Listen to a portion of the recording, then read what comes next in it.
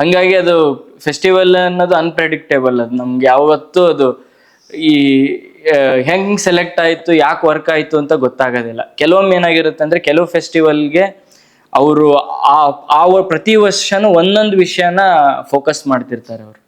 ನಾನು ಇಷ್ಟು ದಿನದಿಂದ ಏನು ಬದುಕನ್ನ ನೋಡ್ಕೊಂತ ಬಂದಿದ್ದೀನಲ್ಲ, ಅದನ್ನ ನಾನು ಇಡ್ತಾ ಇರೋದು ಅದಷ್ಟು ಇಂಪಾರ್ಟೆಂಟ್ ಆಗತ್ತೆ. ಹಂಗಾಗಿ ಯಾವ ಕತೆಗಳು ಹೊಸದಲ್ಲ, ಫ್ರೆಶ್ ಯಾವ ಕತೆಗಳು ಇರಲ್ಲ, ಫ್ರೆಶ್ ಪರ್ಸ್ಪೆಕ್ಟಿವ್ಗಳು ಇರ್ತವೆ. ಅದ್ರ ಮುಖಾಂತರ ಕತೆ ಫಾರ್ಮ್ ಆಗೋದು. ಮತ್ತೆ ಇನ್ನೊಂದೇನಂತಂದ್ರೆ ನಿಮ್ಮ ಸಿನಿಮಾ ಹೆಂಗ್ ವರ್ಕ್ ಆಗುತ್ತೆ ಅಂತ ಗೊತ್ತಾಗ್ತಾ ಹೋಗುತ್ತೆ ಅದು.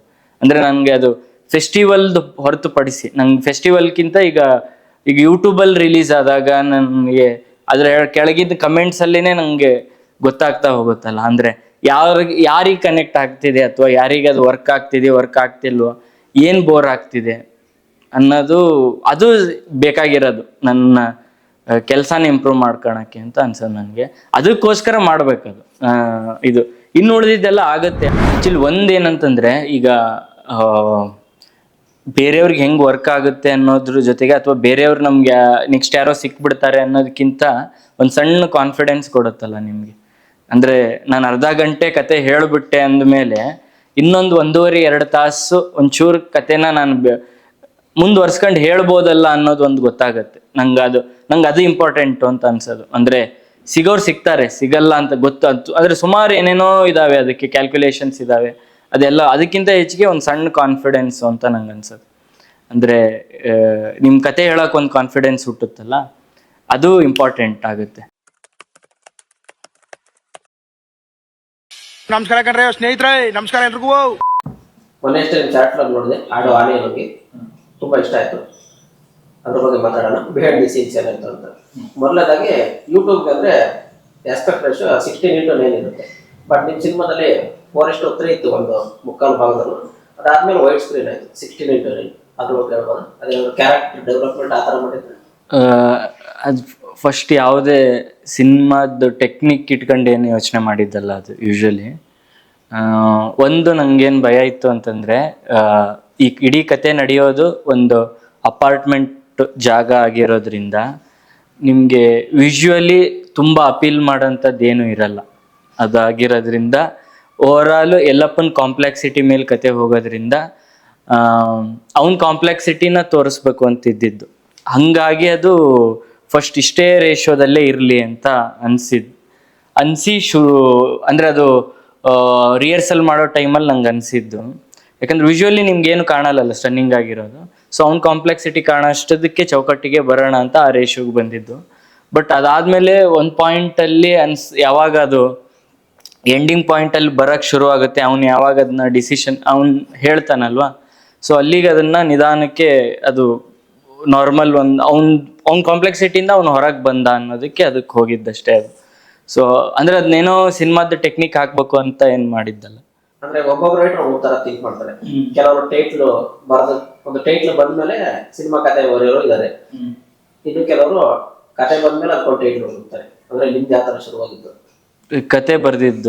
ಕತೆ ಬರೆದಾದ್ಮೇಲೆ ಸುಮಾರು ಏನೇನೋ ಟೈಟ್ಲ್ ಯೋಚನೆ ಮಾಡಿದ್ದು. ಟೈಟ್ಲ್ ಯೋಚನೆ ಮಾಡಿ ಇದು ಶರೀಫ್ ಅಜ್ಜಂದು ಯಾವುದೋ ಹಾಡು ಕೇಳ್ತಾ ನನ್ನ ಆ ಲೈನು ರಪ್ಪನ ಫ್ಲ್ಯಾಶ್ ಆಗಿದ್ದು, ನಮ್ದು ಇದು ಕರೆಕ್ಟಾಗಿ ಇದೆಯಲ್ವಾ ಅಂತ.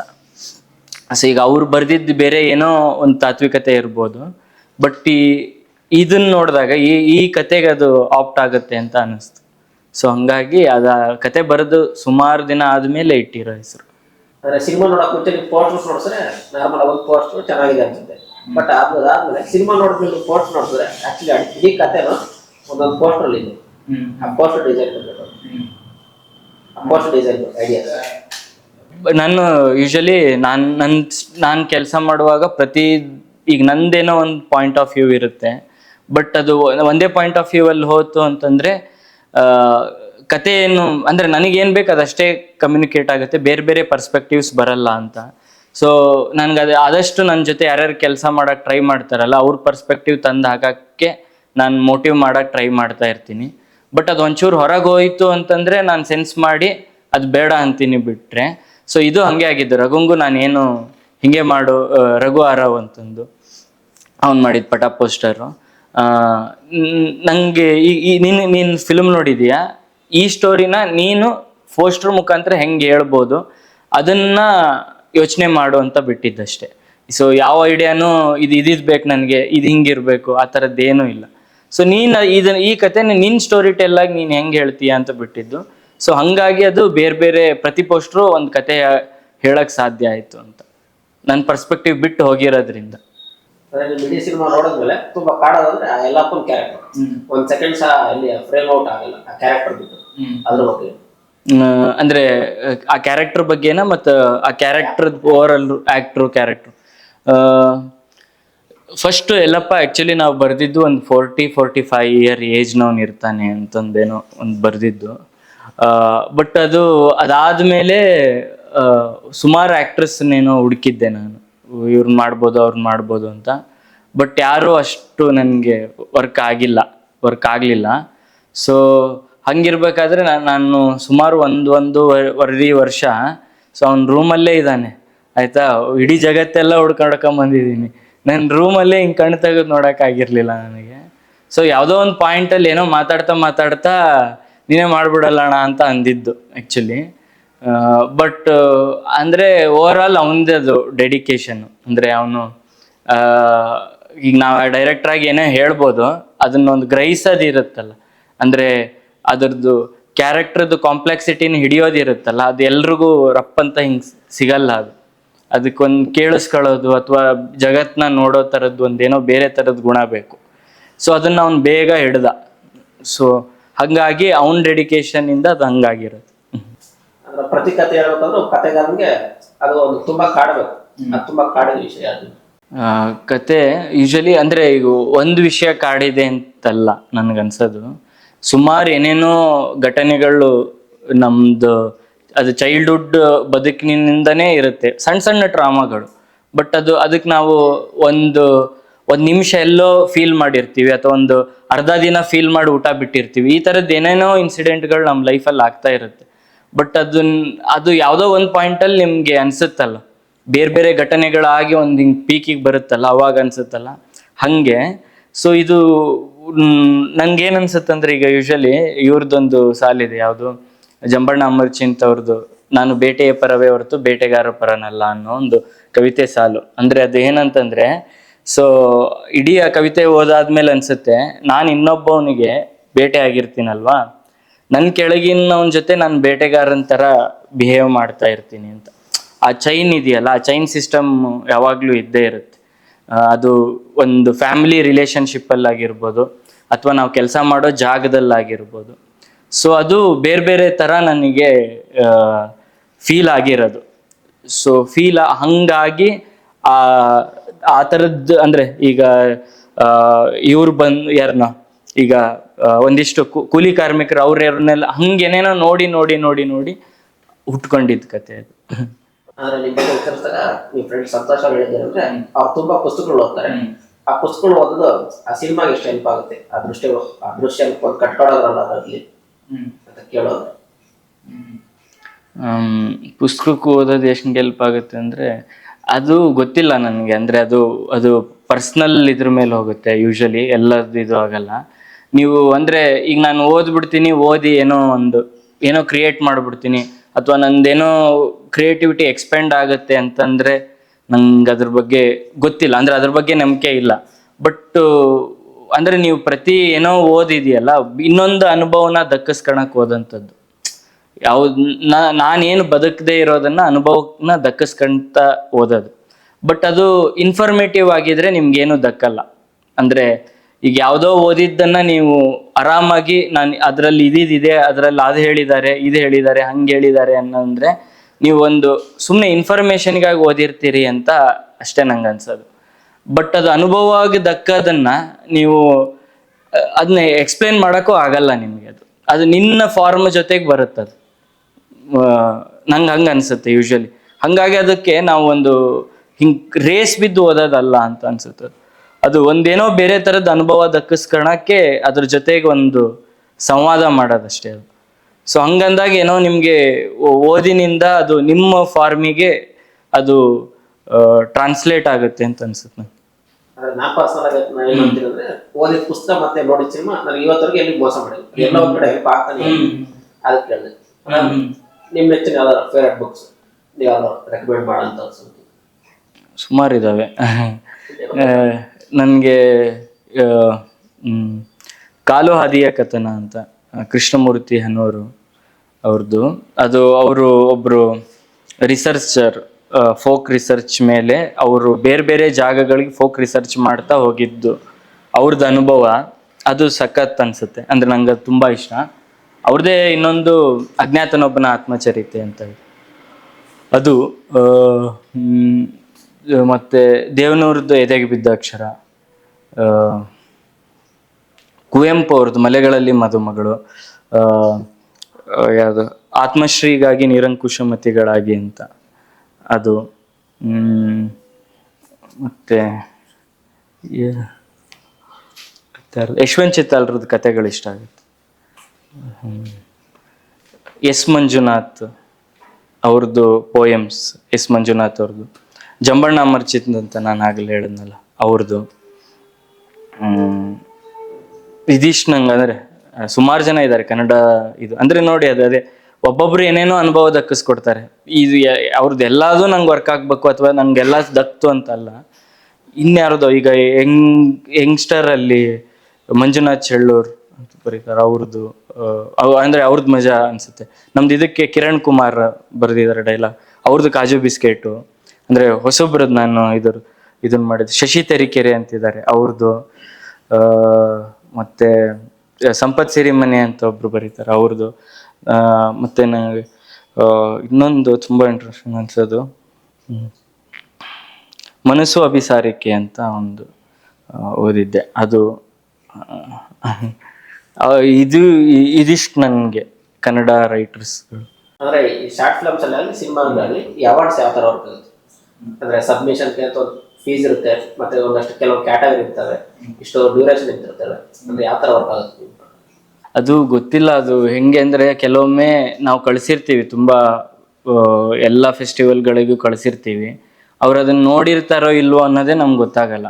ಅದೇ ಮೇಜರ್ ಯಾವಾಗ್ಲೂ ಅನ್ಸೋದು. ಅಂದ್ರೆ ಈಗ ಯಾವುದೋ ಒಂದು ಫೆಸ್ಟಿವಲ್ ಕೇರಳದ್ದು ಅಥವಾ ಇನ್ನೆಲ್ಲಿದೋ ಕಳಿಸಿರ್ತೀವಿ, ಎಷ್ಟು ಇಡೀ ಇಂಡಿಯಾದಿಂದ ಫಿಲ್ಮ್ಸ್ ಬಂದಿರ್ತಾವಲ್ಲ ಅವ್ರಿಗೆ, ಅದರಲ್ಲಿ ಅವ್ರಿಗೆ ನೋಡ್ತಾರ ನೋಡಲ್ವ ಅನ್ನೋದೇ ಒಂದು ಗೊತ್ತಾಗಲ್ಲ. ಅಂದ್ರೆ ಈಗ ಕೆಲವೊಮ್ಮೆ ಆಗ್ಬಿಟ್ಟಿರುತ್ತೆ ಆಯ್ತಾ, ಇನ್ ಕೆಲವೊಮ್ಮೆ ಏನೂ ಆಗಿರೋದೇ ಇಲ್ಲ. ಅಲ್ಲಿದು ಯಾವುದೋ ಒಂದಿಷ್ಟು ಫಿಲಮ್ಸ್ನ ನೀವು ಹೋಗಿ ಹುಡುಕ್ ನೋಡಿದಾಗ ನಿಮ್ಗೆ ಏನೋ ಒಂದಿಷ್ಟು ಅನ್ಸರ್ಟನಿಟಿ ಶುರು ಆಗುತ್ತೆ. ನಮ್ದು ಇಷ್ಟು ವರ್ಕ್ ಆಗಿಲ್ವಾ ಅವ್ರಿಗೆ ಅದಿದು ಅಂತ. ಹಂಗಾಗಿ ಅದು ಫೆಸ್ಟಿವಲ್ ಅನ್ನೋದು ಅನ್ಪ್ರೆಡಿಕ್ಟೇಬಲ್. ಅದು ನಮ್ಗೆ ಯಾವತ್ತೂ ಅದು ಈ ಹೆಂಗ್ ಸೆಲೆಕ್ಟ್ ಆಯ್ತು, ಯಾಕೆ ವರ್ಕ್ ಆಯ್ತು ಅಂತ ಗೊತ್ತಾಗೋದಿಲ್ಲ. ಕೆಲವೊಮ್ಮೆ ಏನಾಗಿರುತ್ತೆ ಅಂದ್ರೆ ಕೆಲವು ಫೆಸ್ಟಿವಲ್ಗೆ ಅವರು ಆ ಪ್ರತಿ ವರ್ಷನೂ ಒಂದೊಂದು ವಿಷಯನ ಫೋಕಸ್ ಮಾಡ್ತಿರ್ತಾರೆ ಅವರು. ಯಾವುದೋ ಒಂದು ಈಗ ಲೇಬರ್ಸ್ ಬಗ್ಗೆ ಒಂದೇನೋ ಫೋಕಸ್ ಮಾಡ್ತಿರ್ತಾರೆ, ವುಮೆನ್ ಎಂಪವರ್ಮೆಂಟ್ ಬಗ್ಗೆ ಫೋಕಸ್ ಮಾಡ್ತಿರ್ತಾರೆ. ಆ ಟೈಮಲ್ಲಿ ಆ ಸಬ್ಜೆಕ್ಟಿಗೆ ಹತ್ರ ಇರೋವಂಥದ್ದು ಆಯ್ಕೆ ಮಾಡ್ಕೊಂತಿರ್ತಾರೆ ಕೆಲವೊಮ್ಮೆ. ಅದು ನಮ್ಗೆ ಗೊತ್ತೇ ಆಗಲ್ಲ. ಈಗ ನಾವು ಆ ಥರ ಏನು ವಿಷಯ ಇಟ್ಕೊಂಡು ಏನು ಮಾಡಿರಲ್ವಲ್ಲ ಮೊದಲಿಗೆ. ಸೊ ಹಂಗೇನೇನೋ ಇದಾವೆ ಅದು ಮಾನದಂಡಗಳು. ಅದು ಗೊತ್ತಿಲ್ಲ, ಅದೊಂಥರ ಅದನ್ನ ಹೆಂಗೆ ಅಂತ. ಆ್ಯಕ್ಚುಲಿ ಒಂದೇನಂತಂದ್ರೆ ಈಗ ಬೇರೆಯವ್ರಿಗೆ ಹೆಂಗೆ ವರ್ಕ್ ಆಗುತ್ತೆ ಅನ್ನೋದ್ರ ಜೊತೆಗೆ ಅಥವಾ ಬೇರೆಯವ್ರು ನಮ್ಗೆ ನೆಕ್ಸ್ಟ್ ಯಾರೋ ಸಿಕ್ಬಿಡ್ತಾರೆ ಅನ್ನೋದಕ್ಕಿಂತ ಒಂದು ಸಣ್ಣ ಕಾನ್ಫಿಡೆನ್ಸ್ ಕೊಡುತ್ತಲ್ಲ ನಿಮಗೆ. ಅಂದರೆ ನಾನು ಅರ್ಧ ಗಂಟೆ ಕತೆ ಹೇಳಿಬಿಟ್ಟೆ ಅಂದಮೇಲೆ ಇನ್ನೊಂದು 1.5-2 ತಾಸು ಒಂಚೂರು ಕತೆನ ನಾನು ಮುಂದುವರ್ಸ್ಕೊಂಡು ಹೇಳ್ಬೋದಲ್ಲ ಅನ್ನೋದು ಒಂದು ಗೊತ್ತಾಗತ್ತೆ. ನಂಗೆ ಅದು ಇಂಪಾರ್ಟೆಂಟು ಅಂತ ಅನ್ಸೋದು. ಅಂದರೆ ಸಿಗೋರು ಸಿಗ್ತಾರೆ, ಸಿಗಲ್ಲ ಅಂತ ಗೊತ್ತಾಯ್ತು, ಆದರೆ ಸುಮಾರು ಏನೇನೋ ಇದಾವೆ, ಅದಕ್ಕೆ ಕ್ಯಾಲ್ಕುಲೇಷನ್ಸ್ ಇದಾವೆ. ಅದೆಲ್ಲ ಅದಕ್ಕಿಂತ ಹೆಚ್ಚಿಗೆ ಒಂದು ಸಣ್ಣ ಕಾನ್ಫಿಡೆನ್ಸು ಅಂತ ನಂಗೆ ಅನ್ಸೋದು. ಅಂದರೆ ನಿಮ್ಮ ಕತೆ ಹೇಳೋಕೆ ಒಂದು ಕಾನ್ಫಿಡೆನ್ಸ್ ಹುಟ್ಟುತ್ತಲ್ಲ, ಅದು ಇಂಪಾರ್ಟೆಂಟ್ ಆಗುತ್ತೆ. ಅದು ಕೇವಲ ಬರೀ ಅರ್ಧ ಗಂಟೆನ 2 ಗಂಟೆ ಹೇಳ್ತೀನಿ ಅಂತಲ್ಲ, ನಿಮ್ಮ ಬೇರೆ ಟೀಮ್ ನಿಂದು ವಿಸ್ತರಿಸ್ತಾ ಹೋಗುತ್ತೆ. ಟೀಮಿಗೆ ನೀನು ಕಮ್ಯುನಿಕೇಟ್ ಮಾಡೋದು, ನಿನ್ನ ಕತೆನ ಅವ್ರ ಕತೆಯನ್ನಾಗಿ ನೀನು ಅವ್ರಿಗೆ ಅದನ್ನ ದಾಟ್ಸಕ್ಕೆ ಹೋಗೋ ಜವಾಬ್ದಾರಿಗಳು ನಿನಗೆ ಸಿಗ್ತಾ ಹೋಗುತ್ತೆ. ಆ ಕಾನ್ಫಿಡೆನ್ಸ್ ಸಿಗದೆ ನಿಮ್ಗೆ ಶಾರ್ಟ್ ಫಿಲಮ್ ಮಾಡಿದಾಗ. ಮತ್ತೆ ಇನ್ನೊಂದೇನಂತಂದ್ರೆ ನಿಮ್ ಸಿನಿಮಾ ಹೆಂಗ್ ವರ್ಕ್ ಆಗತ್ತೆ ಅಂತ ಗೊತ್ತಾಗ್ತಾ ಹೋಗುತ್ತೆ ಅದು. ಅಂದ್ರೆ ನನ್ಗೆ ಅದು ಫೆಸ್ಟಿವಲ್ದು ಹೊರತುಪಡಿಸಿ ನಂಗೆ ಫೆಸ್ಟಿವಲ್ಗಿಂತ ಈಗ ಯೂಟ್ಯೂಬಲ್ಲಿ ರಿಲೀಸ್ ಆದಾಗ ನನಗೆ ಅದ್ರ ಕೆಳಗಿದ್ದ ಕಮೆಂಟ್ಸ್ ಅಲ್ಲಿನೇ ನಂಗೆ ಗೊತ್ತಾಗ್ತಾ ಹೋಗುತ್ತಲ್ಲ. ಅಂದ್ರೆ ಯಾರಿಗೆ ಕನೆಕ್ಟ್ ಆಗ್ತಿದೆ ಅಥವಾ ಯಾರಿಗೆ ಅದು ವರ್ಕ್ ಆಗ್ತಿಲ್ವೋ, ಏನ್ ಬೋರ್ ಆಗ್ತಿದೆ ಅನ್ನೋದು ಅದು ಬೇಕಾಗಿರೋದು ನನ್ನ ಕೆಲಸನ ಇಂಪ್ರೂವ್ ಮಾಡ್ಕೊಳಕ್ಕೆ ಅಂತ ಅನ್ಸೋದು ನನಗೆ. ಅದಕ್ಕೋಸ್ಕರ ಮಾಡ್ಬೇಕದು. ಇದು ಇನ್ನು ಉಳಿದಿದ್ದೆಲ್ಲ ಆಗತ್ತೆ. ಅಂದ್ರೆ ಯಾಕಂದ್ರೆ ಎಲ್ಲರೂ ಜಾಣ್ರು ಇರೋದ್ರಿಂದ ಅವ್ರಿಗೆ ಅದನ್ನೆಲ್ಲ ಮಾಡ್ತಾರೆ. ಇದು ಇಂಪಾರ್ಟೆಂಟ್ ಅಲ್ಲ. ಅವಾರ್ಡ್ಸ್ ಬಂದ್ರಲ್ವಾ, ಅದು ಒಂದ್ ರೀತಿ ಅದೇ ಈಗ ಒಂದಿಷ್ಟು ಜನ, ಈಗ ಸುಮಾರು ಜನ ಶಾರ್ಟ್ ಫಿಲ್ಮ್ ಮಾಡ್ತಿರ್ತಾರ, ಎಲ್ರು ನೋಡ್ಬೇಕು ಅಂತ ಇರಲ್ಲ, ಅದೇನ್ ಮಾಡ್ತೀರಿ. ಆದ್ರೆ ಏನಂದ್ರೆ ಇದು ಫೆಸ್ಟಿವಲ್ಸ್ ಏನ್ ಮಾಡುತ್ತೆ ಅಂತಂದ್ರೆ ಇದು ನೋಡ್ಬೇಕಲ್ಲ ಅಂತ ಅನ್ಸುತ್ತೆ ಅಷ್ಟೇ. ಅಂದ್ರೆ ಒಂದು ಆಡಿಯನ್ಸ್ ಅನ್ನ ಸೆಟ್ ಮಾಡುತ್ತೆ ಅದು ಯೂಶಲಿ. ಒಂದ್ ರೀತಿ ಪಾಸಿಟಿವೇ. ಹಂಗಂತಂದು ಅವಾರ್ಡ್ಸ್ ಗೆಲ್ದೇ ಇರೋ ಸಿನಿಮಾಗಳೇನ್ ಚೆನ್ನಾಗಿರಲ್ಲ ಅಂತಿರಲ್ಲ. ಅವು ಆಕ್ಚುಲಿ ಅವಾರ್ಡ್ಸ್ ಗೆದ್ದಿರೋ ಫಿಲ್ಮ್ಗಿಂತನೂ ಜಾಸ್ತಿ ಚೆನ್ನಾಗಿರ್ತವೆ ಕೆಲವೊಮ್ಮೆ, ನೀವು ಅದು ಗೊತ್ತಿಲ್ಲ. ಬಟ್ ಅದೇ ಅದು ಈಗ ನಮ್ಗೇನಂತಂದ್ರೆ ಅದನ್ನ ಈಗ ಚೆನ್ನಾಗಿದೆ ವಿನ್ ಆಯ್ತು ಅಂದ ತಕ್ಷಣ ಒಂದಿಷ್ಟು ಜನ ನೋಡಕ್ಕೆ ನಿಂತ್ಕೊಂತಾರಲ್ವಾ, ಅದನ್ನ ಒಂದು ಸೀರಿಯಸ್ ಆಗಿ ಅರ್ಧ ಗಂಟೆ ಟೈಮ್ ಕೊಡ್ತಾರಲ್ವಾ. ಯೂಶಲಿ ಅವಾರ್ಡ್ ವಿನ್ ಇಲ್ಲ ಅಥವಾ ಏನು ಇಲ್ಲ ಅಂತ ಸುಮ್ಮನೆ ನೀವು ಯಾರಿಗಾರು ಶಾರ್ಟ್ ಫಿಲ್ಮ್ ಕಳಿಸ್ ನೋಡಿ, ಅವರು ಯಾವ್ದಾರು ಬಸ್ ಅಲ್ಲೋ ಅಥವಾ ಗದ್ಲದಲ್ಲೋ ಕುಂದಿರ್ತಾರೆ. ಇದು ವಿನ್ ಆಗಿದೆ ಶಾರ್ಟ್ ಫಿಲ್ಮ್ ಅಂತ ಕಳಿಸ್ ನೋಡಿ, ಅವ್ರಿಗೆ ಒಂಚೂರು ಸೈಲೆಂಟ್ ಬಂದು ಬಾಗ್ಲ ಹಾಕೊಂಡು ಅದೇ ಜನ. ಅಂದ್ರೆ ನೀವು ಶಾರ್ಟ್ ಫಿಲಮ್ ಆಲ್ಮೋಸ್ಟ್ ಒಂದು ಸೌಂಡ್ ಆಂಬಿಯನ್ಸ್ ಅಲ್ಲೇ ಇತ್ತು. ಅಂದ್ರೆ ಸಿಂಗ್ ಸೌಂಡ್ ಅಂದ್ರೆ ಶಾರ್ಟ್ ಫಿಲಮ್ ಅಂದ್ರೆ ಬಜೆಟ್ ಅಲ್ಲ, ಆ ಬಜೆಟ್ ಸಿಂಗ್ ಸೌಂಡ್ ಇರುತ್ತೆ ಅಷ್ಟೇ. ಸಿಂಗ್ ಸೌಂಡು ಕಾಸ್ಟ್ ಅಂದ್ರೆ ಅದು ಅಂದ್ರೆ ನಿಮ್ಗೆ ಅದರದ್ದು ಮೇಜರ್ ಆಗಿ ಇಕ್ವಿಪ್ಮೆಂಟು, ಮತ್ತೆ ಅದ್ರ ಜೊತೆಗೆ ಬರ್ತಾರಲ್ಲ ಬೂಮ್ ಆಪ್ರೇಟ್ರು ಅದು ಇದು. ಆಮೇಲೆ ಅದು ನೆಕ್ಸ್ಟ್ ಪ್ರೊಸೆಸ್ಸಿಂಗ್ ಆಗಕ್ಕೆ ಹೋಗುತ್ತಲ್ಲ ಪೋಸ್ಟಲ್ಲಿ ಸೌಂಡ್ ಡಿಸೈನರ್, ಆ ಥರದ್ರಲ್ಲಿ ಆಗುವಂಥದ್ದು ಅದು ಯೂಶಲಿ. ಈಗ ನಿಮಗೆ ಡಬ್ಬಿಂಗ್ ಆದರೆ ಆ ಥರದ್ದೇನು ನಿಮಗೆ ಸೌಂಡ್ ತೆಗಿಬೇಕು ಅನ್ನೋದಿರಲ್ಲ, ಏನೂ ಇರಲ್ಲ. ಅದೆಲ್ಲ ಆಮೇಲೆ ನೀವು ಅದಕ್ಕೆ ಆ್ಯಡ್ ಮಾಡ್ತಾ ಹೋಗ್ತೀರಿ, ಆಂಬಿಯನ್ಸ್ನೂ ಕೂಡ ಆ್ಯಡ್ ಮಾಡ್ತಾ ಹೋಗ್ತೀರಲ್ವಾ. ಇದು ಆ ಲೈವ್ ಆಗಿರೋದ್ರಿಂದ ನಮಗೆ ಒಂದಿಷ್ಟು ಚಾಲೆಂಜ್ಗಳು. ಒಂದು ಎಕನಾಮಿಕಲಿ ಒಂಚೂರು ಜಾಸ್ತಿ ಆಗುತ್ತೆ ಅನ್ನೋದು ಒಂದು. ಅದ್ರ ಜೊತೆಗೆ ನಿಮಗೆ ಕೆಲವೊಮ್ಮೆ ಏನಾಗುತ್ತೆ ಅಂದರೆ ನಿಮಗೆ ಆ್ಯಕ್ಟರ್ಸಿಂದನೂ ವರ್ಕ್ ಆಗ್ಬಿಟ್ಟಿರುತ್ತೆ, ಸೀನು ಚೆನ್ನಾಗಿ ಬಂದ್ಬಿಟ್ಟಿರುತ್ತೆ, ಬಟ್ ಇನ್ಯಾವುದೋ ಒಂದು ಹಾರ್ನ್ ಸೌಂಡ್ ಬಂದಿರುತ್ತೆ. ಕೆಲವು ಸೌಂಡ್ನ ತೆಗಿಯೋಕ್ಕಾಗೋದೇ ಇಲ್ಲ ನಿಮಗೆ. ಮತ್ತು ನಮ್ಗೆ ಭಯ, ಈಗ ಆ್ಯಕ್ಟ್ರಸ್ ಅದೇ ಪರ್ಫಾರ್ಮೆನ್ಸ್ ಸಿಗುತ್ತೋ ಇಲ್ವೋ ಅನ್ನೋ ಥರದ್ದು, ಆ ಥರದ್ದು ಏನೇನೋ ಭಯಗಳಿರ್ತವೆ. ಅಂದರೆ ಒಂಥರ ಅದು ಕತ್ತಿ ಮೇಲೆ ನಡೆದಂಗೆ ಅದು. ಅಂದರೆ ಅದು ಯಾವಾಗ ಈ ಕಡೆ ಬಿಡುತ್ತೆ ಬೇಗ ಅದನ್ನ ಅಲ್ಲಿ ಎಂಡಿಂಗ್ ಮುಟ್ಬಿಟ್ರೆ ಸಾಕು ಅನ್ಸ್ಬಿಟ್ಟಿರುತ್ತೆ ನಿಮ್ಗೆ. ಅಂದರೆ ನಾನು ಹೇಳ್ತಿರೋದು ಎಲ್ಲೂ ಒಂದೇ ಟೈಮ್ ವರ್ಕ್ ಆಗ್ಬೇಕಲ್ಲ, ಬಟ್ ಅದೇ ಬ್ಯೂಟಿ ನಿಮಗೆ. ಅವಾಗಲೇ ಅದು ಮಜಾ ಸಿಗೋದಲ್ಲ, ಎಲ್ಲೂ ಒಂದೇ ಟೈಮ್ ವರ್ಕ್ ಆದಾಗಲೇ ಮಜಾ ಸಿಗೋದು. ಸೊ ಬಟ್ ಸಖತ್ತಾಗಿರುತ್ತೆ ಅದು. ಒಂಥರ ಎಲ್ಲರೂ ಮೆಡಿಟೇಟಿವ್ ಮೈಂಡಲ್ಲೇ ಇರ್ಬೇಕಲ್ಲ. ಇಲ್ಲ, ಆ್ಯಕ್ಚುಲಿ ಫಸ್ಟು ಮ್ಯೂಸಿಕ್ಕೇ ಬೇಡ ಅಂತ ಅನ್ಕೊಂಡಿದ್ದು. ಬರೆಯುವಾಗಲೂ ಕೂಡ ಎಲ್ಲೂ ಮ್ಯೂಸಿಕ್ ಇರಬಾರ್ದು. ಯಾಕಂದರೆ ಎಲ್ಲಪ್ಪನ ಶುರುವಿಂದ ಕೊನೆಯ ಗ್ರಾಫ್ ಇದೆಯಲ್ಲ, ಅದೇ ಮ್ಯೂಸಿಕ್. ಅದು ಒಂದೇ ಥರ ಇರಲ್ಲ, ಅದು ಪ್ರತಿ ಸೀನಿಗೂ ಪ್ರತಿ ಇದಕ್ಕೂ ಅದು ಬೇರೆ ಬೇರೆ ಆಗ್ತಾ ಹೋಗ್ತದೆ. ಅದು ಆಡಿಯನ್ಸಿಗೆ ಕನೆಕ್ಟ್ ಆಗ್ಬಿಟ್ರೆ ಮ್ಯೂಸಿಕ್ ಅವಶ್ಯಕತೆನೇ ಇರಲ್ಲ ಯೂಶಲಿ ಅಲ್ವಾ. ಬಟ್ ಎಡಿಟ್ ಮಾಡಿ ಆದಮೇಲೆ ನನಗೆ ಅಂದರೆ ಕೆಲವರು ಅದನ್ನು ಗ್ರಹಿಸ್ತಾರೆ ಅಥವಾ ಕೆಲವ್ರಿಗೆ ಅದು ವರ್ಕ್ ಆಗ್ಬೋದು. ಇನ್ನು ಕೆಲವ್ರು ನಮ್ಗೆ ಏನಾಗ್ಬಿಟ್ಟಿದೆ ಅಂತಂದರೆ ಏನೋ ಬೇಕು ಮ್ಯೂಸಿಕ್ ಇಲ್ಲಿ ಅಲ್ಲಲ್ಲಿ ಹಾಕಿ ಒಂಚೂರು ಎಂಗೇಜಿಂಗ್ ಮಾಡೋಕ್ಕೆ ಏನೋ ಬೇಕಲ್ವಾ. ಅದ್ರ ಕಾರಣ ಮ್ಯೂಸಿಕ್ಕಿಗೆ ಹೋಗಿದ್ದು. ಬಿಟ್ಟರೆ ನನಗೆ ಅವನ ಎಮೋಷನ್ನೇ ಮ್ಯೂಸಿಕ್ಕು ಅಂತ ಅಂದ್ಕೊಂಡಿದ್ದು ಫಸ್ಟು. ಬಟ್ ಅದಾದ್ಮೇಲೆ ಗಿಡಿಟ್ ಮಾಡಿದಾಗ ಒಂದು ಚೂರು ಇಲ್ಲಿ ಬೇಕಲ್ವಾ ಅಲ್ಲಿ ಬೇಕಲ್ವಾ ಅಂತ ಅದನ್ನು ಆ್ಯಡ್ ಮಾಡಿದ್ದು. ಬಟ್ ಆ್ಯಂಬಿಯನ್ಸ್ ತುಂಬ ಇಂಪಾರ್ಟೆಂಟ್ ಆಗುತ್ತೆ.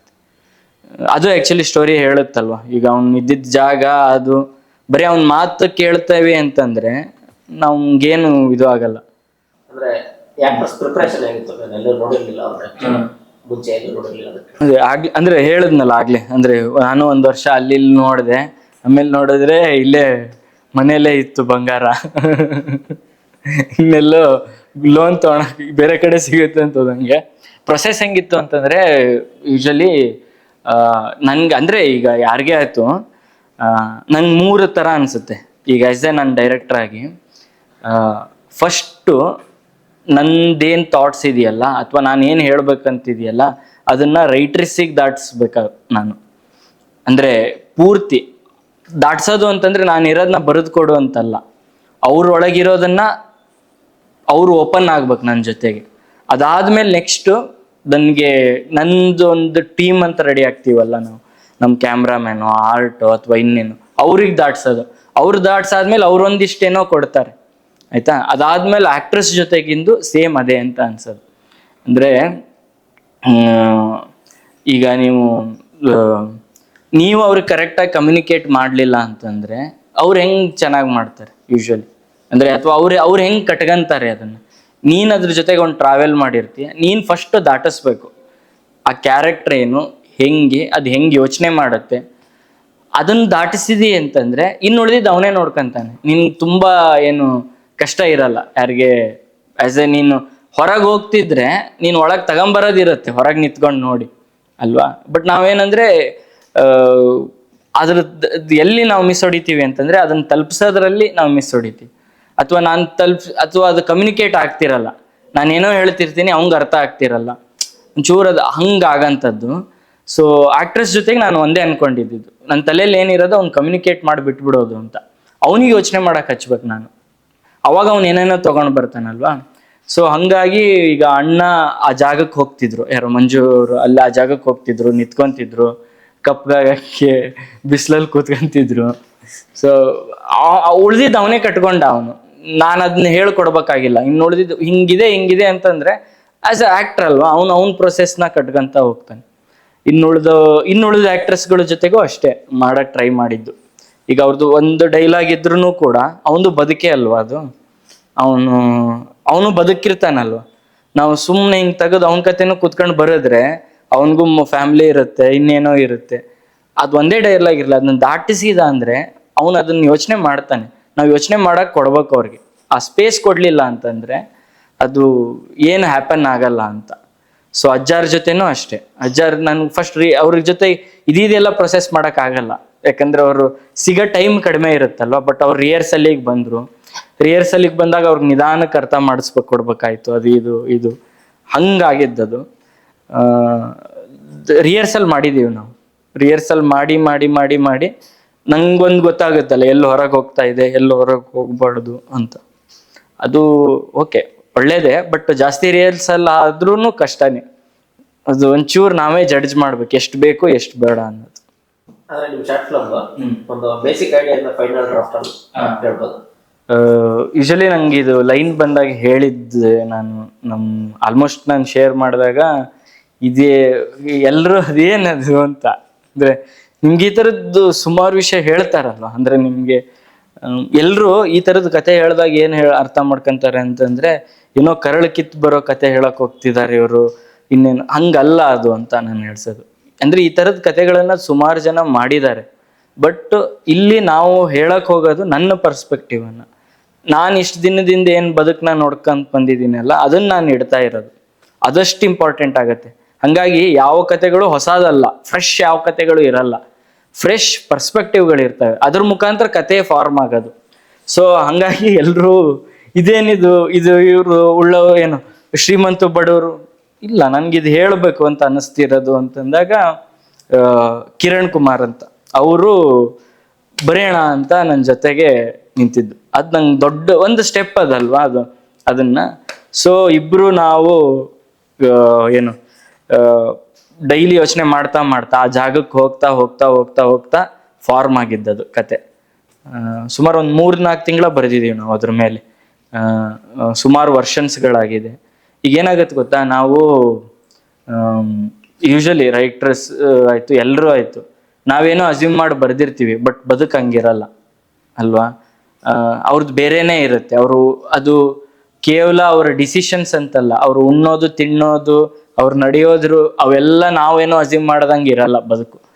ಸೊ ಅದೆಲ್ಲ ಅದ್ರ ಜೊತೆಗೆ ಅವ್ರು ಬಂದ್ರು. ಅಂದ್ರೆ ನಾವ್ ಎಲ್ಲೆಲ್ಲಿ ಹೋಗ್ತಿದ್ನಲ್ಲ ನೋಡಕ್ಕೆ, ಇದನ್ನ ಮಾಡಕ್ಕೆ,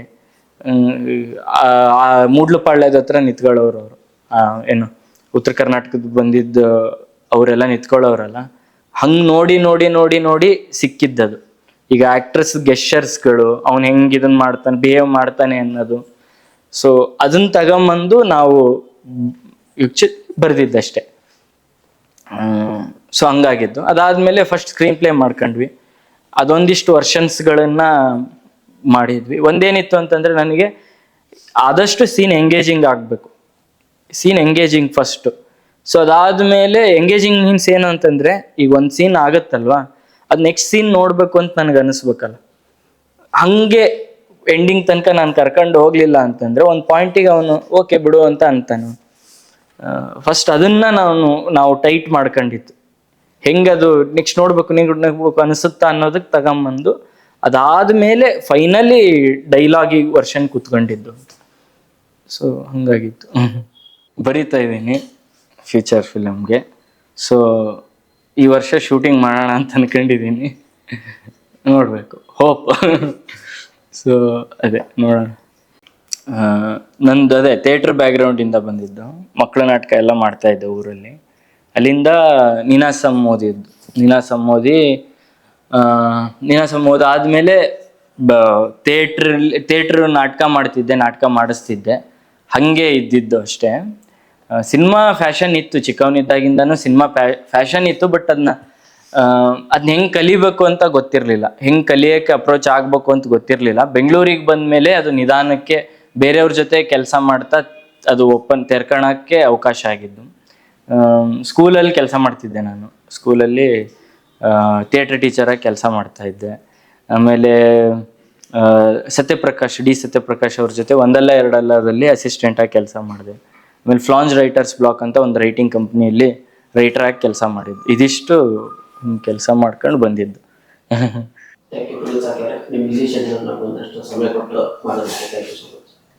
ನಿಮಗೂ ಥ್ಯಾಂಕ್ ಯು. ಅಂತ ಏನು ಬ್ಯುಸಿ ಶೆಡ್ಯೂಲ್ ಏನಿಲ್ಲ, ಬಟ್ ಥ್ಯಾಂಕ್ಸ್. ಅಂದರೆ ಈಗ ಈ ಥರದ್ದು ಶಾರ್ಟ್ ಫಿಲ್ಮ್ ಮೇಕರ್ಸ್ಗಳಿಗೆ ಇಂಟ್ರ್ಯೂ ಮಾಡೋದು ಏನಾಗ್ಬೋದು ಅಂತಂದರೆ, ಜನ ಅದನ್ನ ಇನ್ನೊಂದು ಸ್ವಲ್ಪ ಸೀರಿಯಸ್ ಆಗಿ ಆ ಫಾರ್ಮನ್ನು ನೋಡುವಂಗಾಗುತ್ತೆ ಈ ಥರದ್ದು ಇಂಟ್ರ್ಯೂಗಳಿಂದ. ಸೊ ಹಾಗಾಗಿ ನಿಮ್ಮ ಇನಿಷಿಯೇಟಿವ್ ಇದೆಯಲ್ಲ, ಅದು ತುಂಬ ಅಂದರೆ ಅದು ತುಂಬ ಇಂಪಾರ್ಟೆಂಟ್ ಅಂತ ಅನಿಸುತ್ತೆ. ಸೊ ಹಾಗಾಗಿ ಥ್ಯಾಂಕ್ ಯು ಸೋ ಮಚ್.